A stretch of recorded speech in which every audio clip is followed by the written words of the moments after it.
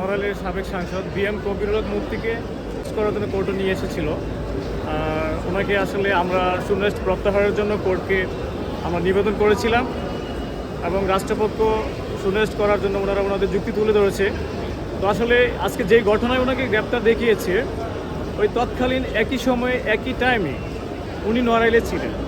নড়াইলে যে মামলাগুলো আছে সেই মামলাগুলো উনি এজাহার নামে আসামি, বাট আজকে same time same date offence যেটা হয়েছে ঢাকায় সেই মামলায় তাকে গ্রেপ্তার দেখেছে, সেটা ল ভায়োলেশন হয়েছে, এটা ইনজাস্টিস হয়েছে। আর আজকে মাননীয় সাংসদ উনি কোর্টের পারমিশন নিয়েছিলেন এবং কিছু কথা বলেছেন। ওনার নিবেদন ছিল যে বিজ্ঞ আদালত, আপনি যদি আমি অপরাধ করে থাকি তাহলে আমাকে ফাঁসির কাছে ঝুলিয়ে দেবেন, আমার কোনো আপত্তি নেই, হাসতে হাসতে আমি মরে যাব। কিন্তু যদি আমার অপরাধের সাথে সংশ্লিষ্টতা না থাকে তাহলে নিবেদন থাকবে আমাকে এই মামলা প্রত্যাহার করা হোক। এবং উনি বলেছেন উনি লোকাল জুরিডিকশন ওনার যেখানে ছিল, তিনি 4 বারের সাংসদ ছিলেন, 3 বারের মেয়র ছিলেন, ওনার এলাকায় ওনার নামে কোনো অ্যালিগেশন নেই। আজকে সম্পূর্ণ মিথ্যা মামলায় ওনাকে গ্রেপ্তার দেখিয়েছে।